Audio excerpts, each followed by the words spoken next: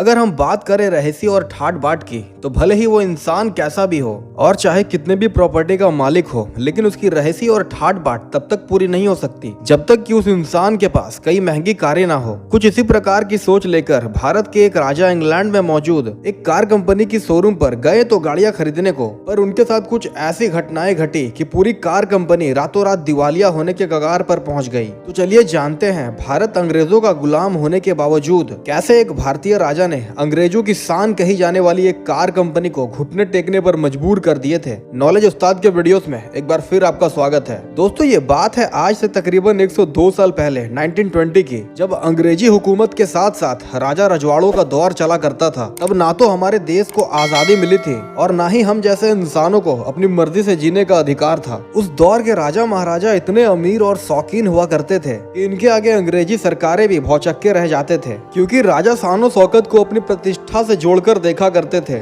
इन्हीं राजाओं में से एक राजा जिनका नाम जय सिंह प्रभाकर था। ऐसा कहा जाता है कि जय सिंह काफी खर्चीले किस्म के इंसान थे और नए नए सामानों को लाकर अपनी हवेली की शान शौकत बढ़ाने का काम किया करते थे। जय सिंह अलवर के राजा थे, जो कि राजस्थान में स्थित है, और इन्होंने अपनी पढ़ाई अजमेर से की थी। अंग्रेजी बोलने में इनका कोई भी मुकाबला नहीं था। एक बार जय सिंह ने अपनी पहचान के बगैर घूमने का फैसला किया, जो कि राजस्थान की धरती पर मुमकिन नहीं थी। इसी कारण राजा ने इंग्लैंड जाने का फैसला किया। जाते वक्त नौकरों की पूरी बटालियन और बहुत सारे सामानों को अपने साथ लेकर गए, जिसका उपयोग एक महाराज को अपने आम दिनों में करनी होती है। कुछ ही दिनों में राजा जय सिंह अपने मंजिल इंग्लैंड तक पहुंच चुके थे। इंग्लैंड पहुंचने के बाद राजा जय सिंह और उनके सारे नौकर एक बड़े से होटल पर रुके और अगले ही दिन जय सिंह इंग्लैंड की गलियों में घूमने निकल गए। जब वे घूमने को निकले तो वे बिल्कुल ही एक आम इंसान की तरह कपड़े पहनकर बगैर किसी सोने चांदी के निकल पड़े। नौकरों और सैनिकों को साथ ना चलने की साफ आदेश दिए जा चुके थे। बगैर नौकरों और शाही खाने के ऐसे ही घूमते हुए एक दिन जय सिंह की नजर रोल्स रॉयल्स के एक कार के शोरूम पर पड़ी।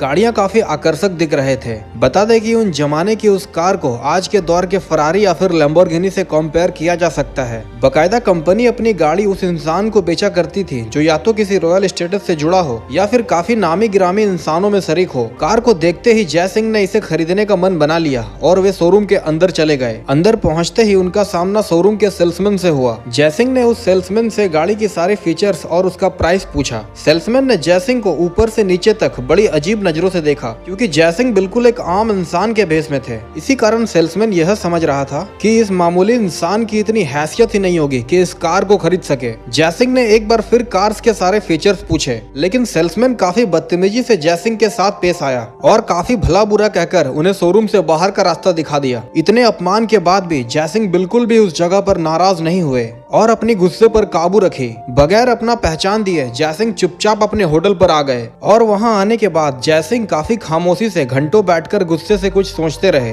थोड़ी देर बाद उन्होंने अपने नौकरों से रोल्स रॉयल्स के शोरूम पर एक संदेश भिजवाया कि अलवर के महाराजा शोरूम में गाड़ियों को देखने आ रहे हैं। जैसे ही शोरूम पर यह खबर पहुंची, मानो हड़कंप सा मच गया। इससे पहले कोई भी राजा उस शोरूम पर नहीं आया था।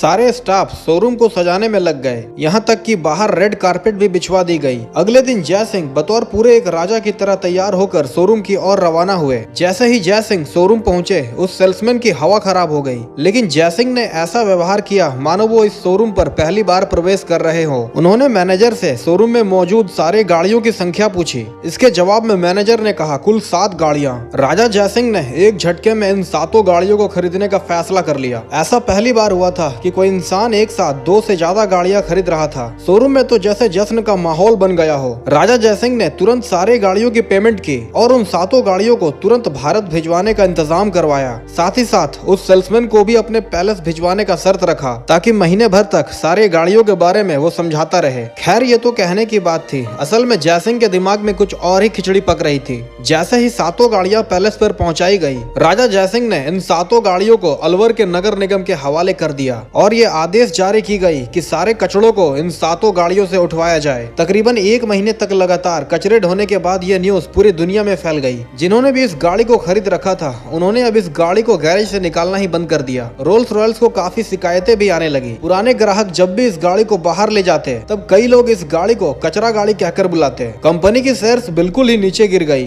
गाड़ियां ना बिकने के कारण कंपनी को अपनी प्रोडक्शन लाइन भी बंद करनी पड़ी। आखिरकार थक हार के कंपनी ने जैसिंग को एक पत्र लिखा जिसमें उस सेल्समैन की तरफ से की जाने वाली बदतमीजी की माफी मांगी गई और 6 रोल्स रॉयल्स कार बिल्कुल फ्री ऑफर की गई। बदले में बस उन सारी गाड़ियों से कचरा उठवाना बंद करने की विनती की गई। फ्री कार्स राजा के लिए उतनी जरूरी नहीं थी जितनी की माफीनामा। उसके बाद जैसिंग ने उन 7 गाड़ियों से कचरा उठवाना बंद करवा दिया। तब जाके कंपनी की सांसें नॉर्मल हुई। आज भी रोल्स रॉयल्स की गाड़ियां करोड़ों में बिकनी शुरू होती हैं। तो दोस्तों आज के लिए इतना ही। आशा करता हूँ आपको हमारी ये वीडियो अच्छी लगी होगी। आने वाले वक्त में ऐसे ही इंटरेस्टिंग और मिस्टीरियस वीडियोस देखने के लिए लाल वाले सब्सक्राइब बटन को दबाएं। साथ ही साथ वीडियो को लाइक करें और बेल आइकन को ऑल पर सेट कर लें। Thank you.